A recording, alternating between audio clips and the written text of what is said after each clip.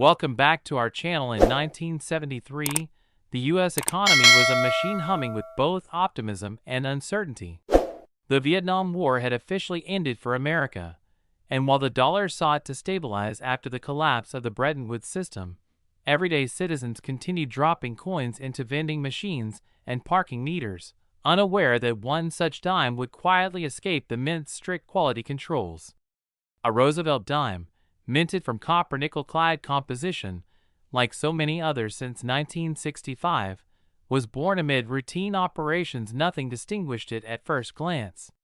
Philadelphia, Denver, and San Francisco pressed these dimes with calculated precision, and in that steady rhythm of production, something slipped. It was a faint anomaly. Not a dramatic off-center strike or a double die that screams for attention, but a more elusive flaw, one born not of spectacle, but of subtlety. For years, it passed unnoticed, indistinguishable from its brothers in change jars and lunch counters. Yet even the tiniest deviation in the coin world can cause ripples across decades. Jason Greer wasn't new to coins. His grandfather had left him a cigar box filled with dusty wheat pennies and tarnished nickels when he was 12.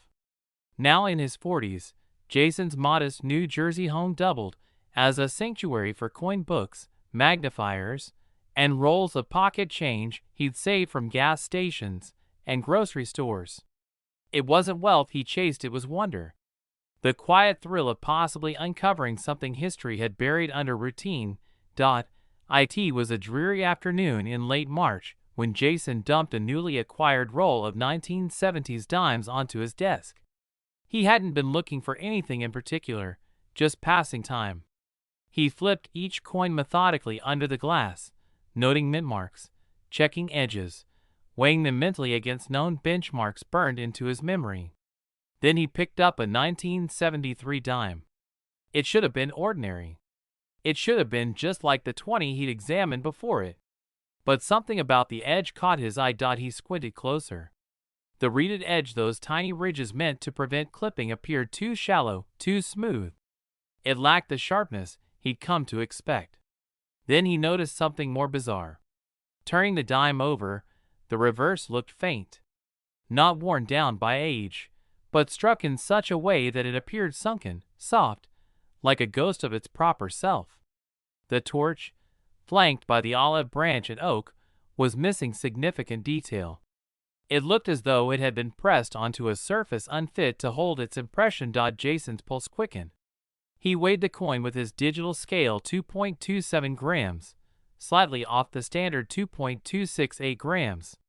It wasn't enough to scream error, but it was enough to whisper. He pulled out his micrometer and measured the coin's thickness, another anomaly. It was thinner than regulation. The suspicion bloomed fully now. This dime hadn't just been struck poorly. It might have been struck on the wrong planchet altogether. The copper core, usually sandwiched between nickel layers, didn't show its typical edge striping.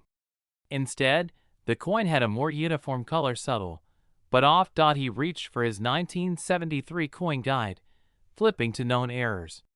There were mentions of off-metal strikes that had occurred sporadically in the 1970s, pennies struck on dime planchets, nickels with cent compositions.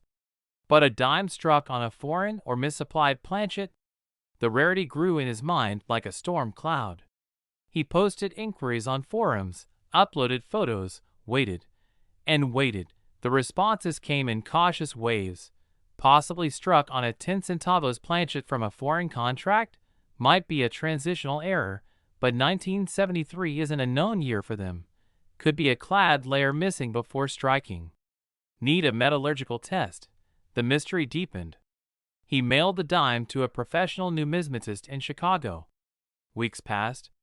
When the package returned, it carried more than authentication. It carried revelation.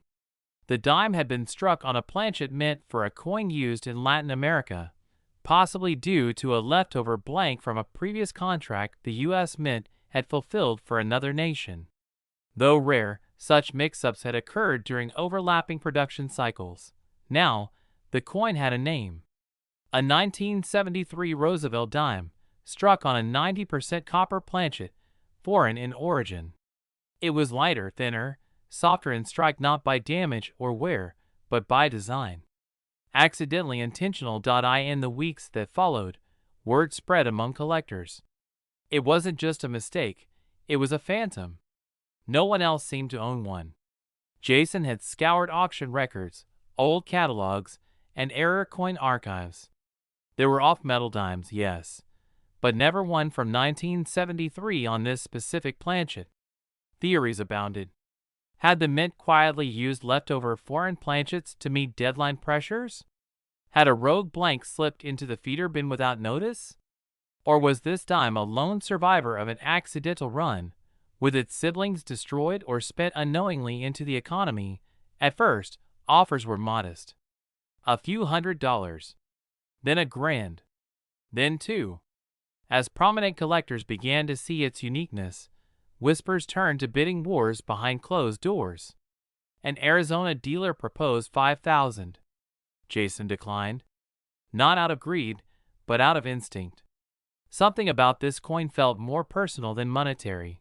Meanwhile, a quiet evolution unfolded. The error was no longer just rare, it was singular. It entered coin grading databases with a designation of Unique Off-Metal 1973 Dime Error. No others surfaced.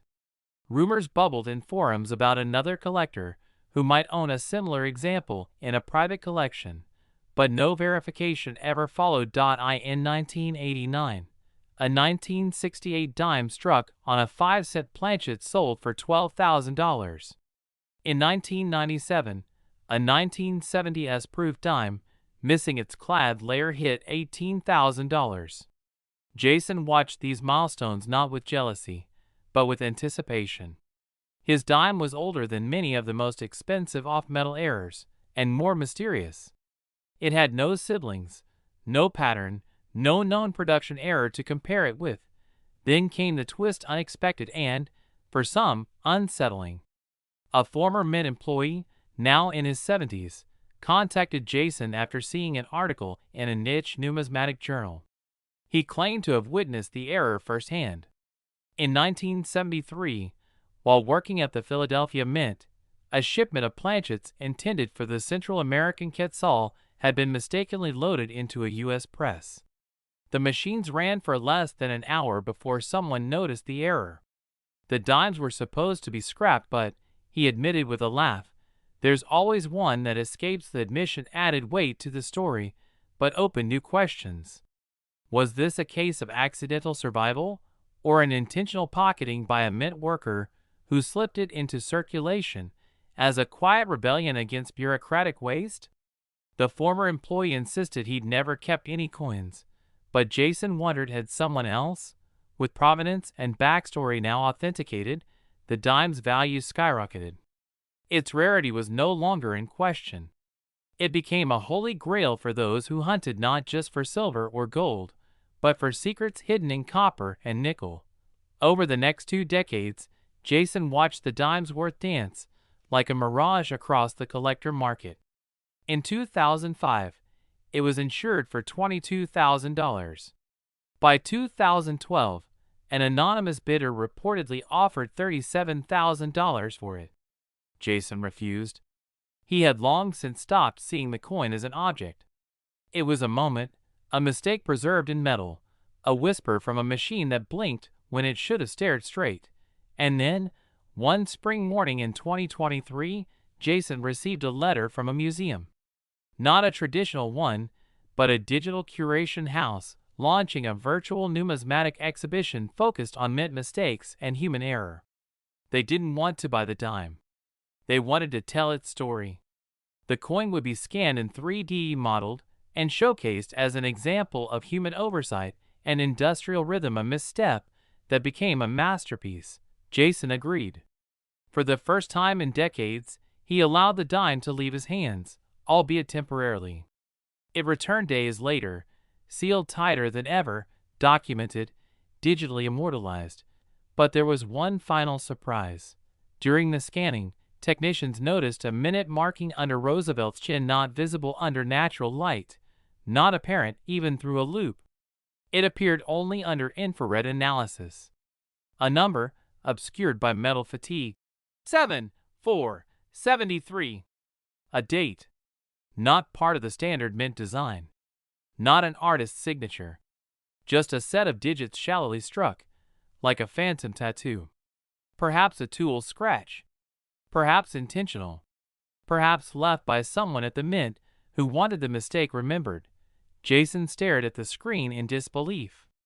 No other dime had such a marking. None should. It changed everything.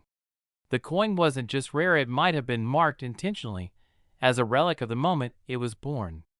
A timestamp by a silent witness. By 2025, offers began again. This time in the high five figures. Jason still declined. The coin had become legend, and legends don't sell easily. Not when they carry a story still unfolding. Not when they're the last of their kind. And even now, nestled inside a climate-controlled case behind Jason's study wall, the 1973 dime doesn't shimmer with wealth. It hums with questions. About who saw it made. About how it escaped. About why, of all the dimes in all the years, this one chose to survive. In a world filled with precision, perhaps it's the tiny, accidental symphonies of error that remind us perfection is not always the most valuable thing. The year was 1977, a time when disco throbbed through neon-lit streets, and the Cold War whispered behind every newspaper headline. Gasoline was cheap, bell-bottoms were still a thing, and Elvis Presley would soon leave a stunned world behind.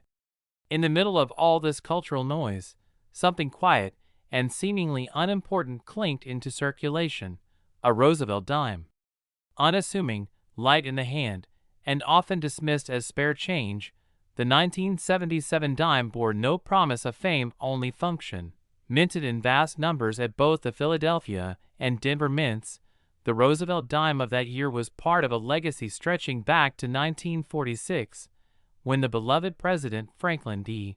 Roosevelt was immortalized on the 10-cent coin. As with most dimes produced after 1965, the 1977 version was clad in copper and nickel, a change made to avoid the rising cost of silver. Over 1.4 billion dimes were struck that year. They slid off presses with efficiency, barely registering as anything but routine. But even the most rigid processes had their cracks. Somewhere between the whir of machines and the glare of inspection lamps, one dime was born different. Not loudly, not flamboyantly, but subtly deceptively. The kind of error that could go unnoticed for decades unless fate placed it in the right hands. For years, it drifted. From hand to pocket, cash register to vending machine. It may have lived inside a change jar on a dusty shelf or tumbled through laundromat machines on humid summer days. Its face, still bearing the stern profile of Roosevelt, revealed no secrets to the casual eye. And why would anyone look twice at a 10-cent coin? Then, one autumn afternoon, a retired Navy technician named Walter Simmons was sorting through a shoebox full of loose change in his garage. He wasn't a professional numismatist, not in the formal sense. But he'd always had an eye for detail. He called it his mechanic's instinct. Something about weight, balance, and symmetry. As he sorted coin after coin, cleaning dust from crevices with an old toothbrush, he paused. A dime had slipped between his fingers and landed on the metal tabletop with a curious clack. It didn't sound quite right. Walter picked it up. At first glance, it was like any other 1977 Roosevelt dime. But as he tilted it under the workbench lamp, a strange ripple in the surface caught his eye. The coin looked off-center, but not wildly so. More like it had been nudged just slightly by a phantom force during its creation. The date was clear, but the lettering on Liberty was shifted inward.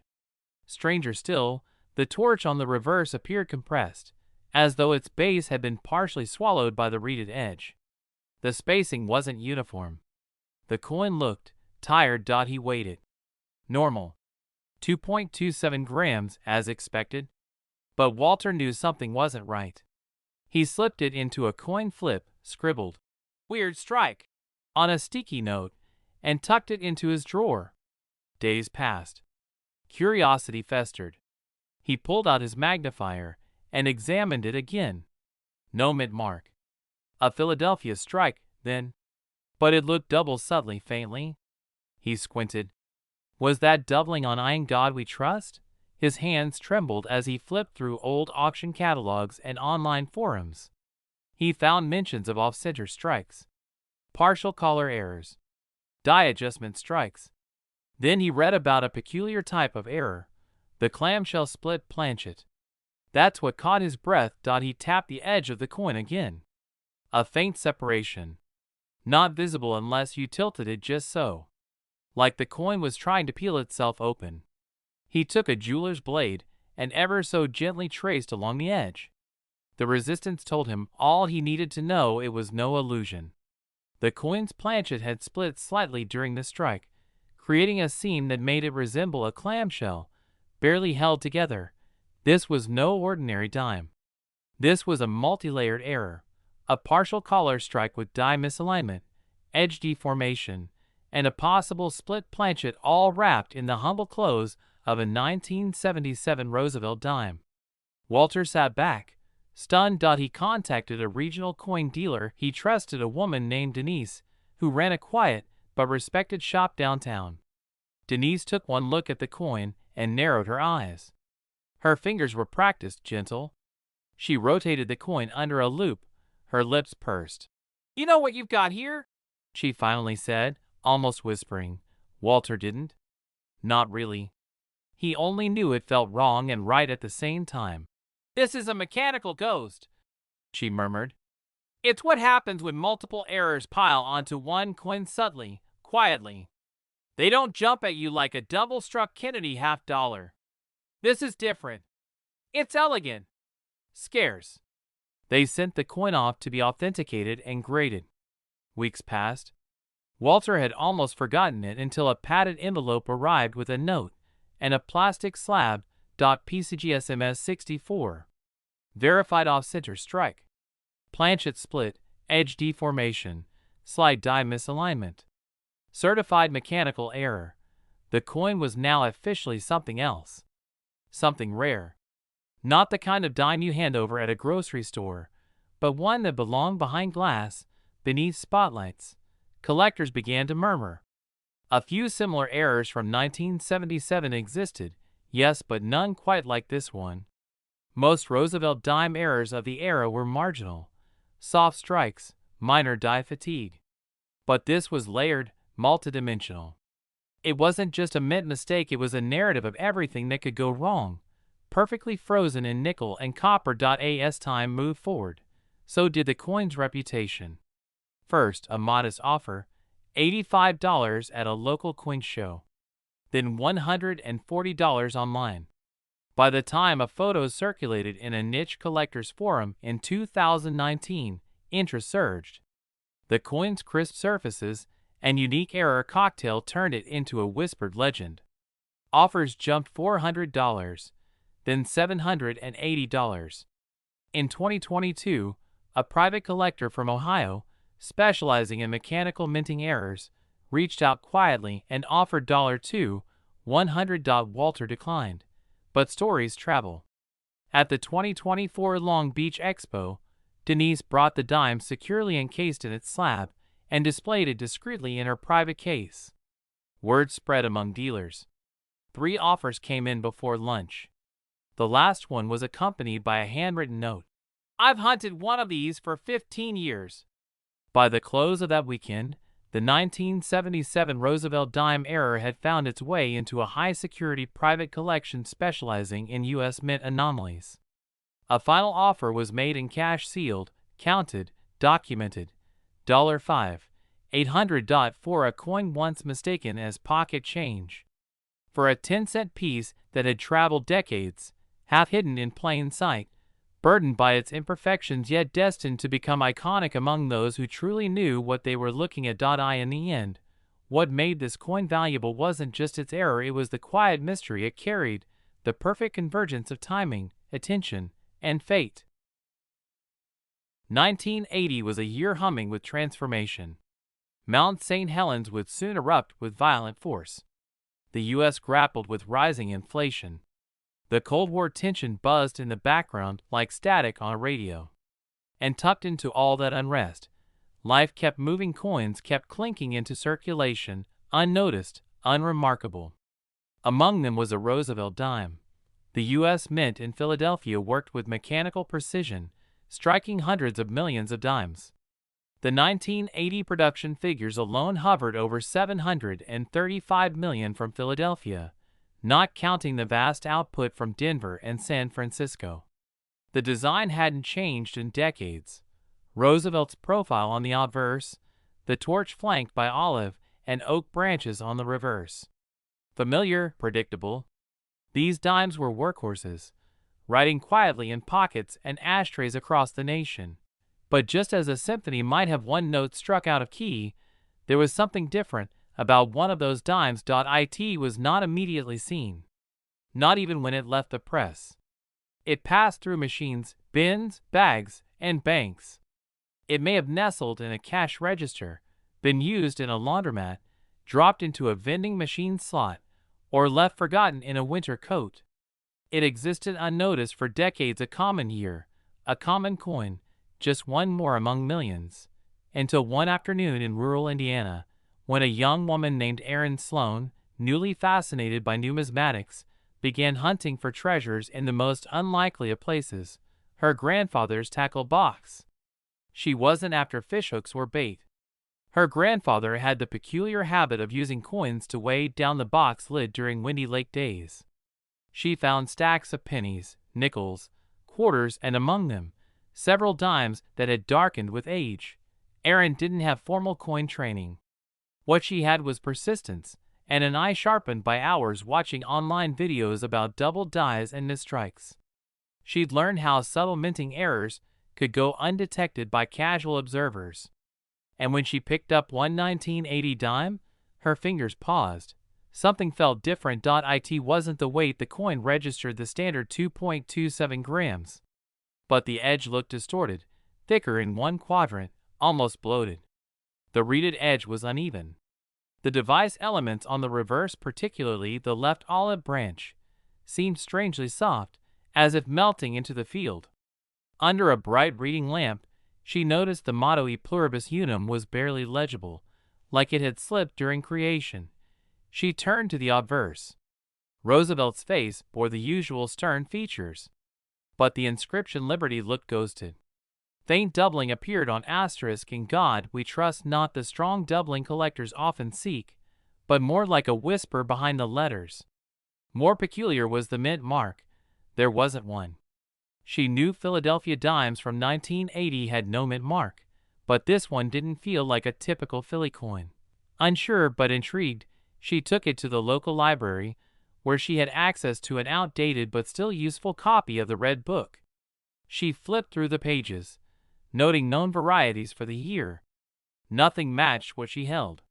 The distortions, the uneven rim, the blurred reverse, none of it was typical. So she posted it to a coin collectors forum, hesitantly at first, uploading high-resolution images taken with her phone camera pressed against a magnifier. Feedback was slow. Most users dismissed it: common wear, poor strike, maybe environmental damage. But one user, screen named Mint Mechanics 78, responded with something different.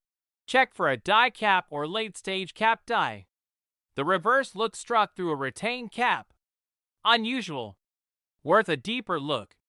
That message sent Erin down a rabbit hole.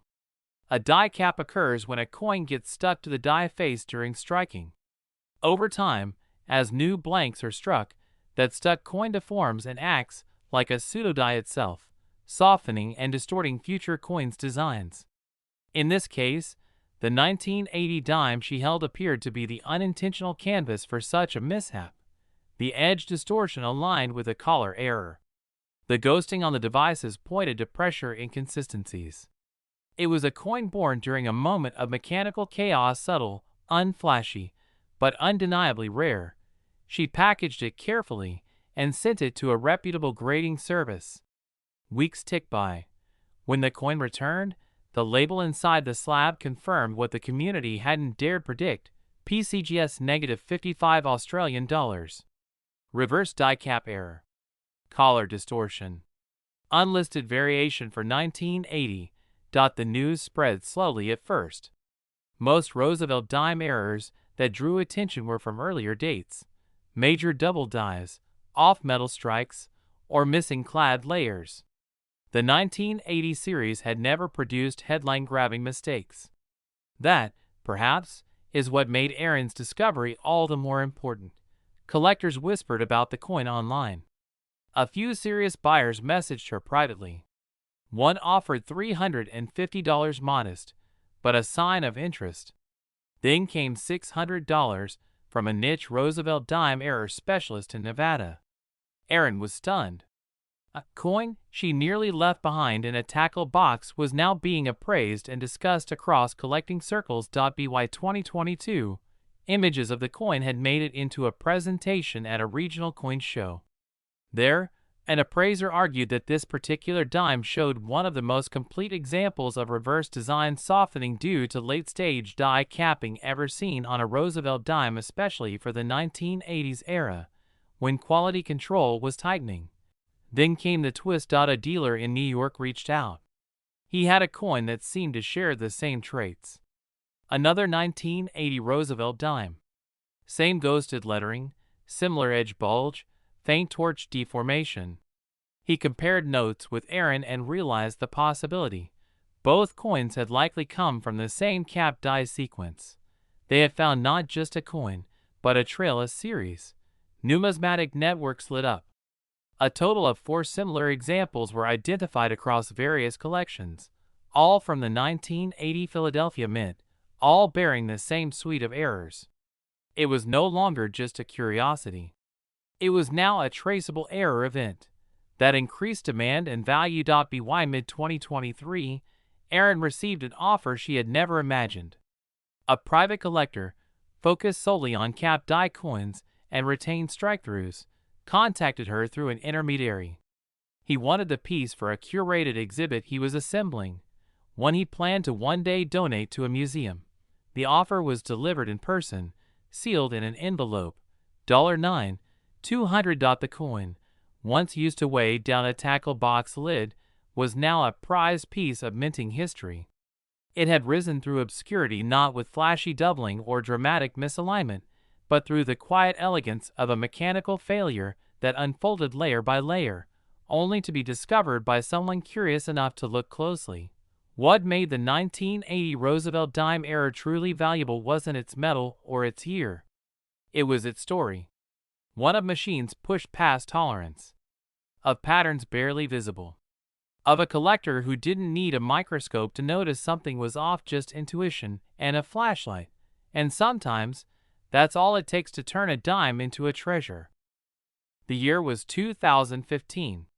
A time not so long ago, but already shifting into the shadows of memory. The United States was emerging from a long economic recovery, mobile payments were surging, and physical coins were slowly fading into the background hum of daily transactions. Dimes, Roosevelt Dimes, continued their silent journey across counters, soda machines, and parking meters, ignored by most. Nothing seemed particularly special about the 2015 minting year. Production was high. Over 2 billion dimes were struck between Philadelphia and Denver. The standard copper-nickel clad composition remained unchanged. The design was untouched. Franklin D. Roosevelt's left-facing portrait graced the obverse, and the enduring reverse design torch, olive branch, oak branch, persisted like a signature no one had thought to revise. Coins rolled out by the thousands every minute, struck with surgical consistency by high-speed presses. But as always, no system is ever flawless. And in the background of that precision, buried deep within the repetitive hum of machinery, something slept. A batch of dimes, perhaps no more than a handful, was quietly born with a mistake that no inspector noticed. It wasn't glaring. It wasn't theatrical. But it was real. And it would wait patiently for someone, somewhere, to notice. That someone turned out to be a man named Trevor McNeil, a seasoned collector with a specific passion for modern coinage errors. Not the dramatic types that steal headlines. Trevor was fascinated by the quiet failures, the subtle malfunctions, the ones most people miss entirely. Trevor had a habit. Every week, like clockwork, he would draw 20 rolls of dimes from his local credit union in Maryland. He'd pour them out under a strong halogen lamp, inspecting rim details, devices, fields, and legends with a jeweler's loupe and a digital microscope. Most nights were disappointments. Common coins, minor scratches, postment damage. Nothing worth writing down. But one Friday evening, after hours of scanning through 2015 D coins, one dime caught his attention. At first glance, it didn't scream rarity. The weight was normal. The coloration was standard. The reeded edge appeared intact. But something about Roosevelt's face looked soft, like a wax mold left too long in the sun. Trevor paused. Under magnification, the obverse showed signs of fatigue. The date, 2015, was fully visible but had ghosting around its digits. The Liberty inscription, while present, appeared slightly doubled. Not from a doubled die. This wasn't the classic hub doubling but something else. Mechanical. Slipped. Almost like the die had shifted mid-strike. Turning it over, Trevor felt the hairs on his arms rise. The reverse was misshapen in the strangest way. The torch looked partially sunken, the oak branch details blurred. The word United had a wavering quality to it, as if it were melting into the field. And most intriguingly, there was a crescent-shaped flattening that covered the top left quadrant of the coin, causing parts of the design to disappear entirely. He tilted the coin. Light caught the area with a warped shimmer. This wasn't wear. It was baked in. Struck that way.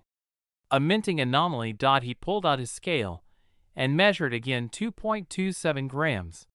Right on target. No signs of missing clad layers.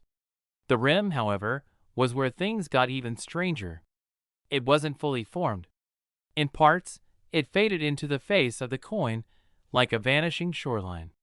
There was reading, but it thinned midway through, suggesting collar misalignment or even partial collar failure. Trevor had seen error coins before, broad strikes, double strikes, off-centers, but this was different. It felt like the result of a multi-stage failure, possibly a die clash or a misfeed. Or perhaps even more rare, a coin struck through late-stage grease-filled dies. Combined with a tilted die alignment, he submitted high-resolution images to a private coin errors group. The reactions were immediate and intense. A moderator messaged him privately saying, "You might want to get that authenticated. This is beyond your typical strike-through. You've got something special." Trevor sent the dime to NGC. He waited over a month for the results. When the slab finally arrived, his breath caught in his throat. NGC attributed it as 2015 D Roosevelt Dime. -58 Australian dollars. Struck through late-stage die fill. Tilted die alignment. Partial collar. Unique error for issue. No one had seen this exact combination on a modern dime. Not in this year. Not from Denver. The buzz began to spread. A prominent dealer specializing in modern U.S. errors asked to examine the coin at the Baltimore Whitman Expo. He took one look and said, "This is the type of error we dream about. A confluence of mistakes. And it's hiding in plain sight on a coin younger than a teenager." Trevor didn't list the dime for sale. He waited. He wanted to study the pattern. He scoured online marketplaces and auction archives, but there was nothing quite like his find. A few 2015 errors existed, mostly off-center strikes and common planchet laminations, but nothing with this particular blend of anomalies. He began calling it the tilted ghost. In 2017, another example surfaced. A collector in Oregon discovered a 2015 P dime with similar rim irregularities and soft reverse devices. The coin wasn't identical, but the echo of Trevor's error was clear. It suggested a broader problem at the mint, perhaps a series of misaligned dies used over multiple shifts. Soon, a third coin was identified in a Florida coin show, again bearing the soft devices and unusual field texture. It was enough for collectors to begin labeling the phenomenon. The 2015 Phantom Strike series. Demand increased rapidly. Error coin blogs wrote dedicated articles. YouTube numismatics channels featured slow-motion close-ups of Trevor's coin under various lighting, showcasing the eerie fading of the reverse design. An offer came in late 2019. A private investor from Colorado wanted the coin for a curated collection focused on post-2000 U.S. mint failures. The number written on the letter was significant: $3,000. Trevor declined. In 2021, with the collectibles market booming post-pandemic, interest peaked again. A well-known numismatist contacted him directly and asked to feature the Tilted Ghost in a special exhibit focused on modern errors. Trevor agreed. The coin was flown under insurance to California, where it was placed in a custom-lit case alongside rare Sacagawea dollar test pieces and off-metal presidential dollars. That same year, another collector unearthed a dime from the same Denver series. This one showed an even more severe color failure and faint doubling on both faces. The error community now believed there were fewer than 10 total examples of the 2015 Tilted Ghost phenomenon across all known collections. With rarity came valuation. By late 2023, an international bidder placed an offer that couldn't be ignored. It wasn't a dealer. It wasn't a museum. It was a collector of error coins who had been quietly watching the market for years. The price was confirmed in writing. Transfer of ownership arranged with a secure courier. $104,000. A coin struck in error, born amid unnoticed mechanical stutterings in 2015, had gone from a coin roll to a vault. From a daily transaction piece to a historic artifact of minting imperfection. Its value wasn't just in the metal, the date, or the error. It was in the story of the discovery, the rarity, the naming. The chase. It was the kind of dime that didn't just buy something. It became something.